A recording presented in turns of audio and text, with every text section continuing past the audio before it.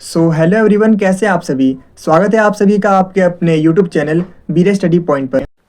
तो आज की इस वीडियो में हम बात करने वाले हैं इंटरनेशनल पॉलिटिकल इकोनॉमी के बारे में, यानी अंतर्राष्ट्रीय राजनीतिक अर्थव्यवस्था के बारे में। तो आज की ये वीडियो 5th सेमेस्टर के स्टूडेंट्स के लिए काफ़ी ज़्यादा इंपॉर्टेंट होने वाली है, क्योंकि आज की इस वीडियो में हम इसके मोस्ट इंपॉर्टेंट क्वेश्चंस को डिस्कस करने वाले हैं, जो कि आपको आपके एग्जाम में 100% देखने को मिलेंगे। और आपके काफ़ी ज़्यादा कमेंट के बाद मैंने आपके लिए वीडियो लाई है। सो आई होप आपको ये वीडियो यूजफुल लगे। और जो क्वेश्चन मैं आपको बता रहा हूँ, अगर आपने उन क्वेश्चन आंसर को अच्छे से प्रिपेयर कर लिया तो आपके एग्जाम में वही सेम क्वेश्चन आपको देखने को मिलने वाले हैं। और मैं आपको बताना चाहूँगा कि आज की ये वीडियो हिंदी मीडियम के साथ साथ इंग्लिश मीडियम वाले स्टूडेंट्स के लिए भी काफ़ी ज़्यादा इंपॉर्टेंट होने वाली है, क्योंकि आज की इस वीडियो में मैं आपको हिंदी और इंग्लिश दोनों मीडियम में ही कंटेंट को प्रोवाइड करने वाला हूँ।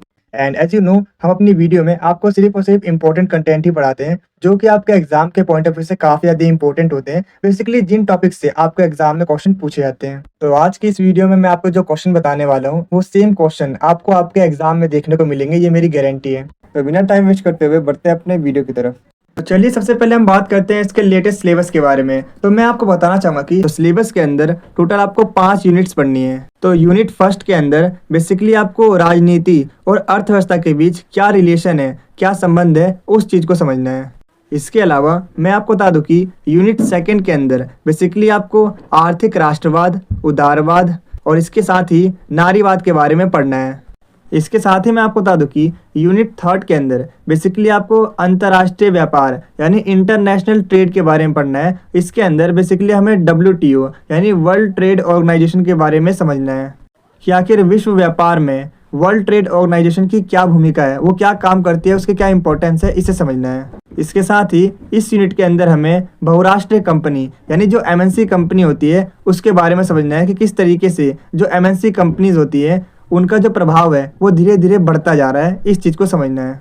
तो चलिए हम बात करते हैं यूनिट 4 के बारे में। तो यूनिट 4 के अंदर बेसिकली हमें अंतर्राष्ट्रीय वित्त और मौद्रिक संरचना के बारे में पढ़ना है। और इसके साथ ही हमें समझना है अंतर्राष्ट्रीय और क्षेत्रीय जो वित्तीय संस्थाएं यानी जो फाइनेंशियल इंस्टीट्यूशंस हैं उनके बारे में समझना है, उनकी भूमिका के बारे में समझना है। तो यूनिट 5 के अंदर बेसिकली हमें सूचना एवं संचार प्रौद्योगिकी के बारे में समझना है, यानी ICT के बारे में समझना है, जिसे इंग्लिश में इंफॉर्मेशन एंड कम्युनिकेशन टेक्नोलॉजी कहते हैं। यानी किस तरीके से इनका जो प्रभाव है वो बढ़ता जा रहा है और किस तरीके से ये अपनी भूमिका निभाते हैं। और उसके साथ ही हमें समझना है साइबर अर्थव्यवस्था के बारे में, यानी किस तरीके से अब जो ट्रेड है वो ऑनलाइन होना शुरू हो चुका है। तो अगर सिंपल वर्ड्स में बताऊं तो कि किस तरीके से जो हमारी परंपरागत अर्थव्यवस्था थी वो वैश्वीकरण के आने की वजह से साइबर अर्थव्यवस्था में बदल गई है, और आखिर ये साइबर अर्थव्यवस्था होती क्या है इसके बारे में हमें समझना है। इसके अलावा इस यूनिट के अंदर हमें बेसिकली आर्थिक संकट के बारे में पढ़ना है। जैसे अगर मैं एग्जाम्पल की बात करूँ, जैसे कोविड-19 जिसने पूरे वर्ल्ड वाइड एक ऐसा अपना प्रभाव दिया था जिसकी वजह से पूरे वर्ल्ड में फाइनेंशियल क्राइसिस आए थे। और इसके अलावा हमें 2008 का जो वित्तीय संकट है यानी जो फाइनेंशियल क्राइसिस है उनको समझना आएगा। और इसके साथ ही इस यूनिट के अंदर हमें बेसिकली वैश्विक नागरिक समाज के बारे में पढ़ना है कि विश्व में जो नागरिक समाज है उसकी क्या भूमिका है, उसकी क्या इंपॉर्टेंस है और वो अपना क्या काम करते हैं, इस चीज़ के बारे में हमें समझना है। सो आई होप अब आपको समझ में आ गया होगा कि इस पूरी बुक के अंदर हमें कितने यूनिट्स पढ़ने हैं, क्या क्या चीज़ें पढ़नी है, कौन कौन से टॉपिक्स हमें कवर करने हैं और कौन कौन से इंपॉर्टेंट टॉपिक्स हैं। तो इसके बाद चलिए हम बात करते हैं इसके एग्ज़ाम पैटर्न के बारे में, क्योंकि काफ़ी सारे स्टूडेंट्स से कमेंट करते हैं कि आप हमें एग्ज़ाम पैटर्न ही बताया कीजिए, जिससे कि हमें ये नॉलेज हो सके कि कितने नंबर का पेपर आता है, हमें कितने क्वेश्चन अटैम्प्ट करने होते हैं और हमें कितने टाइम में इस पूरे क्वेश्चन पेपर को अटैम्प्ट करना होता है। तो मैं आपको बताना चाहूँगा कि इस क्वेश्चन पेपर में टोटल 90 नंबर का ये पेपर होता है और आपको 3 घंटे दिए जाते हैं इस पूरे क्वेश्चन पेपर को अटैम्प्ट करने के लिए। टोटल आपसे 10 क्वेश्चन पूछे जाते हैं, जिनमें से सिर्फ आपको 5 ही क्वेश्चन अटैम्प्ट करने होते हैं और हर एक क्वेश्चन इक्वल मार्क्स का होता है। और मैं आपको बता दूं कि आपको ये पूरा क्वेश्चन पेपर या तो आप हिंदी मीडियम में अटैम्प्ट कर सकते हो या तो इंग्लिश मीडियम में, किसी एक ही मीडियम में आपको अपना आंसर देना होता है।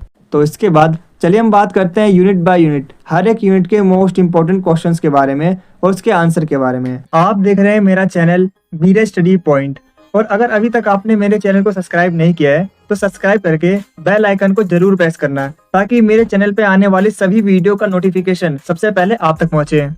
तो चलिए अब वीडियो में आगे बढ़ते हैं। तो सबसे पहले हम बात करने वाले हैं यूनिट फर्स्ट के बारे में, जिसके अंदर बेसिकली हमें राजनीति और अर्थव्यवस्था के बीच क्या संबंध है, क्या रिलेशन है, इस चीज़ को हमें समझना है। तो जैसा कि आप स्क्रीन पे देख पा रहे हो, कुछ इस तरीके से आपके एग्जाम में अभी तक क्वेश्चन पूछे गए हैं। अगर आप इन सभी क्वेश्चंस को पढ़ते हो तो आप एक कंक्लूजन पे पहुंचोगे कि इन सभी क्वेश्चंस में बेसिकली आपसे यही पूछा जा रहा है कि अंतर्राष्ट्रीय राजनीतिक अर्थव्यवस्था आखिर है क्या, इससे आप क्या समझते हो। और इसके अलावा अंतर्राष्ट्रीय राजनीतिक अर्थव्यवस्था और राजनीति में क्या संबंध है, क्या रिलेशन है, इस चीज़ को बताना हैगा और उसका क्या इफेक्ट पड़ता है, क्या प्रभाव पड़ता है, इस चीज़ को हमें समझना है।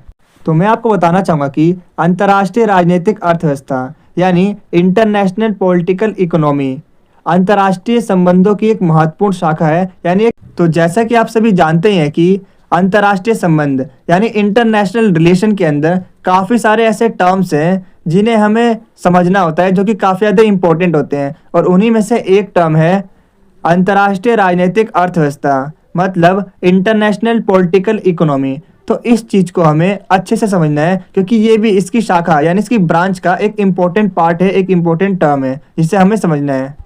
तो इसके अंदर बेसिकली हमें इस चीज़ की स्टडी करनी है कि राजनीति यानी पॉलिटिक्स और अर्थव्यवस्था यानी इकोनॉमी, इनके बीच क्या संबंध है और ये कैसे एक दूसरे को प्रभावित करते हैं।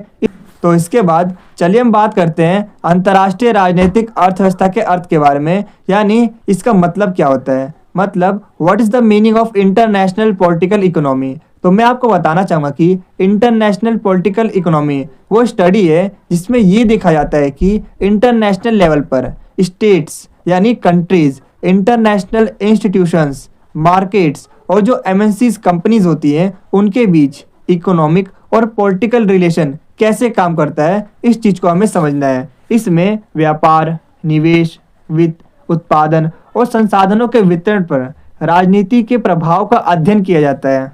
सो आई होप अब आपको इसका मीनिंग समझ में आ गया होगा।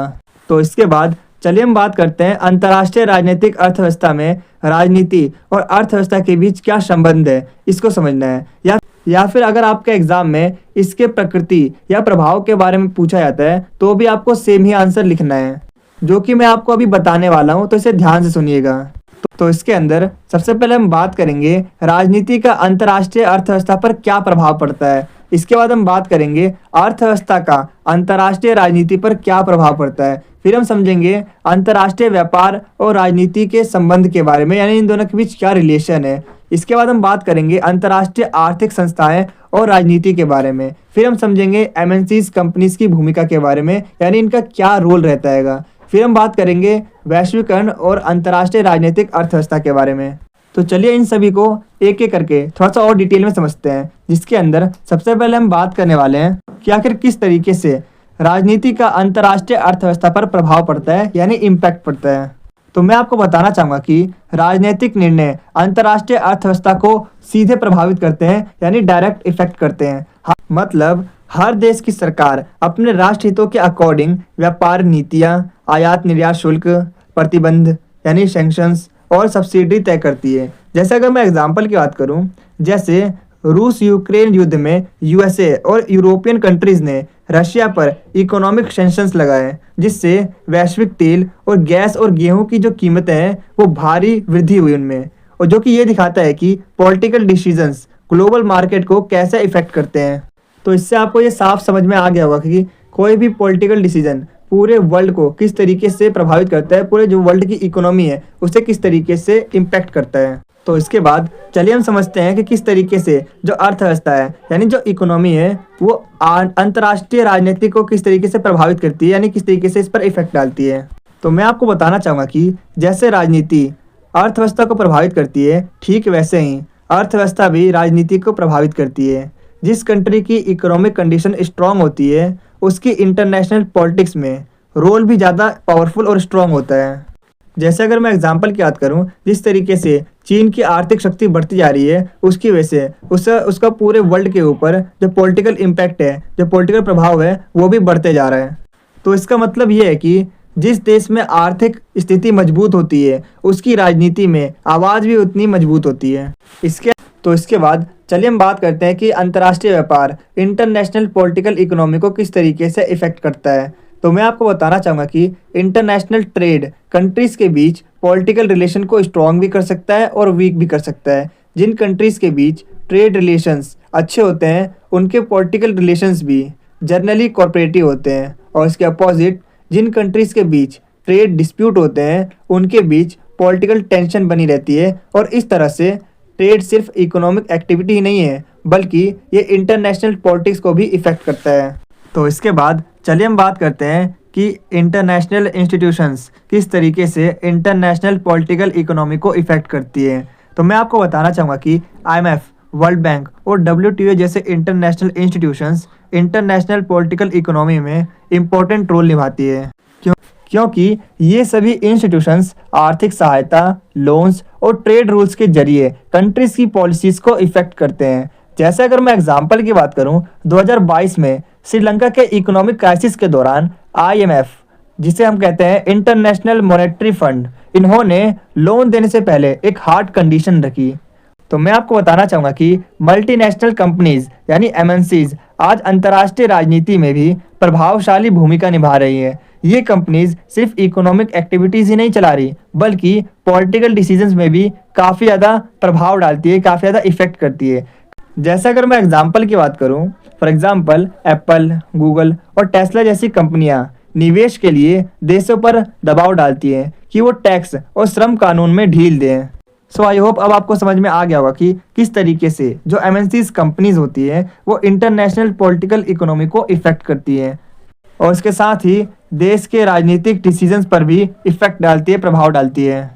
सो आई होप अब आपको समझ में आ गया होगा कि किस तरीके से जो पॉलिटिकल डिसीजन है वो इकोनॉमी को प्रभावित करती है और किस तरीके से जो इकोनॉमी है वो पॉलिटिकल डिसीजन को इफ़ेक्ट करती है, उस पर प्रभाव डालती है। तो इसके बाद चलिए हम बात करते हैं इसके कंक्लूजन के बारे में। तो मैं आपको बताना चाहूँगा कि इंटरनेशनल पॉलिटिकल इकोनॉमी ये क्लियर करती है कि ग्लोबल लेवल पर पॉलिटिक्स और इकोनॉमिक्स डीपली कनेक्टेड हैं। इसीलिए किसी भी वैश्विक घटना को समझने के लिए दोनों का साथ साथ अध्ययन करना जरूरी है, इम्पोर्टेंट है। तो ये जो क्वेश्चन है ये यूनिट फर्स्ट से हर बार आपके एग्जाम में देखने को मिले हैं। तो ये जो इम्पोर्टेंट क्वेश्चन है इसको आपको अच्छे से प्रिपेयर करना है। आपके एग्ज़ाम में ये क्वेश्चन देखने को मिल सकता है, इसके काफ़ी ज़्यादा चांसेस हैं क्योंकि ये हर बार एग्जाम में रिपीट होता है। तो वीडियो में आगे बढ़ने से पहले मैं आपको बताना चाहूँगा कि अगर आपको इस वीडियो के प्रॉपर आंसर वाले नोट्स चाहिए तो जो नोट्स का लिंक है वो मैंने आपको अपने इस वीडियो के डिस्क्रिप्शन बॉक्स में प्रोवाइड कर दिया है। आप वहाँ से नोट्स को आसानी से डाउनलोड कर सकते हो। अगर आपको इस वीडियो के प्रॉपर आंसर वाले नोट्स चाहिए तो नोट्स का लिंक मैंने डिस्क्रिप्शन में डाल रखा है, आप वहाँ से नोट्स को डाउनलोड कर सकते हैं। नोट्स आपको हिंदी और इंग्लिश दोनों मीडियम में मिल जाएंगे। अगर आपको ये वीडियो अच्छी लग रही है तो आप इसे लाइक, शेयर और कमेंट जरूर करें क्योंकि जब आप लाइक करते हो तो हमें मोटिवेशन मिलता है ऐसी और बहुत सी वीडियोस बनाने के लिए।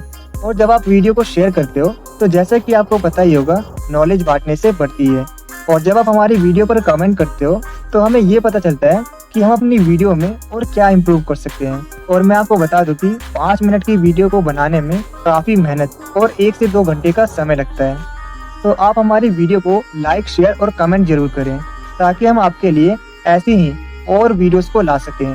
और कमेंट में ये जरूर बताना कि आपको नेक्स्ट वीडियो किस टॉपिक पर चाहिए। इसके बाद चलिए हम बात करते हैं यूनिट सेकंड के बारे में, जिसका नाम हैगा संवैधानिक परिप्रेक्ष्य। तो मैं आपको बताना चाहूँगा कि इस यूनिट से जो आपके एग्जाम में मोस्ट इंपॉर्टेंट क्वेश्चन पूछे आते हैं, जैसा कि आप स्क्रीन पे देख पा रहे हो, कुछ इस तरीके से आपके एग्जाम में क्वेश्चन पूछे आते हैं। और अगर आप इन सभी क्वेश्चंस को पढ़ते हो तो आप एक कंक्लूजन पर पहुंचोगे कि इन सभी क्वेश्चंस में बेसिकली यही पूछा जा रहा है कि आर्थिक राष्ट्रवाद यानी इकोनॉमिक नेशनलिज्म से आप क्या समझते हैं और इसकी क्या विशेषताएं हैं, यानी इसके क्या फीचर्स हैं, इसके बारे में हमें समझना आएगा। और इसके साथ ही आर्थिक राष्ट्रवाद के क्या नकारात्मक पक्ष हैं, मतलब क्या नेगेटिव पॉइंट्स हैं, इसके बारे में भी हमें समझना आएगा, इसके बारे में भी हमें बताना आएगा। और इसके साथ ही साथ हमें बताना है कि आर्थिक राष्ट्रवाद को लेकर उदारवादी दृष्टिकोण क्या है, मतलब जो उदारवादी थे उनके क्या पॉइंट ऑफ व्यू हैं, उनके क्या विचार हैं, उनके क्या थॉट हैं आर्थिक राष्ट्रवाद को लेकर, इसको हमें समझना आएगा।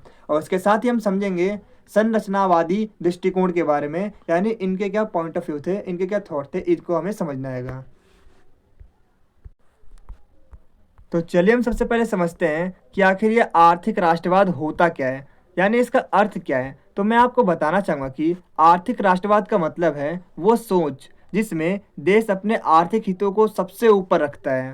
तो इसके बाद चलिए अब हम बात करते हैं इसकी विशेषताओं के बारे में। तो मैं आपको बताना चाहूँगा कि आर्थिक राष्ट्रवाद की जो विशेषता है उसके अंदर सबसे पहले मैं आपको बता दूँ कि राष्ट्रहित ही सर्वोपरि होता है, यानी कि इसी को सबसे ज़्यादा इम्पोर्टेंस दी जाती है। इसके अलावा मैं आपको बता दूँ कि इसके अंदर राष्ट्र राज्य की केंद्रीय भूमिका होती है। और इसके अलावा मैं आपको बता दूं कि इसमें ये कहा जाता है कि आर्थिक शक्ति जितनी ज़्यादा होगी, राजनीतिक शक्ति भी उतनी बढ़ेगी में। तो जैसा कि आप देख सकते हो, ये इसकी विशेषता है, यानी इसके फीचर्स हैं, यानी आर्थिक राष्ट्रवाद की ये विशेषताएं आएंगी।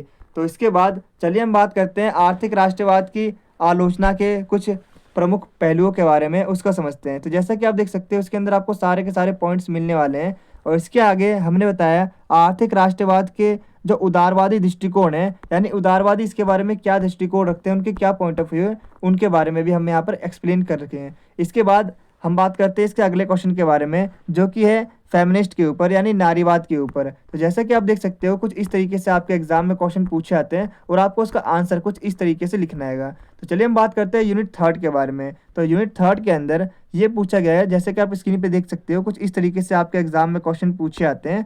और इसका भी जो आंसर है वो आपको हमारे PDF के अंदर मिल जाएगा। और मैं आपको बता दूंगा, जो PDF का लिंक है वो मैंने आपको अपने इस वीडियो के डिस्क्रिप्शन बॉक्स में प्रोवाइड कर दिया है। आप वहाँ से PDF को ईजिली डाउनलोड कर सकते हो। इसके बाद चलिए हम बात करते हैं क्वेश्चन नंबर 5 के बारे में, जिसमें हमसे पूछा गया है WTO के बारे में, यानी वर्ल्ड ट्रेड ऑर्गेनाइजेशन के बारे में, यानी इसके क्या कार्य होते हैं, इसकी क्या भूमिका होती है, इन सभी चीज़ों के बारे में इसमें पूछा जाता है। और इसकी क्या सीमाएं हैंगी और इसकी क्या आलोचना है, इसके बारे में पूछा जाता है। इसका भी आंसर आपको इस PDF के अंदर मिलने वाला है। अब हम बात करते हैं यूनिट 4 के बारे में, जो कि है अंतर्राष्ट्रीय वित्त। तो जैसा कि आप देख सकते हो, कुछ इस तरीके से आपके एग्जाम में क्वेश्चन पूछे जाते हैं और इसका भी जो आंसर है हमने काफ़ी अच्छे तरीके से इसमें बता रखे हैं। और यूनिट 5 के भी जो क्वेश्चन आंसर है, जो मोस्ट इंपॉर्टेंट क्वेश्चन आंसर है, वो आपको इस PDF के अंदर मिलने वाले हैं। सो आई होप आपको ये वीडियो यूज़फुल लगी हो। तो PDF को डाउनलोड कीजिए और अपना एग्जाम में अच्छा स्कोर कीजिएगा। तो आज की वीडियो में बस इतना ही, मिलता है आपसे अगली वीडियो में। Thanks for watching this video.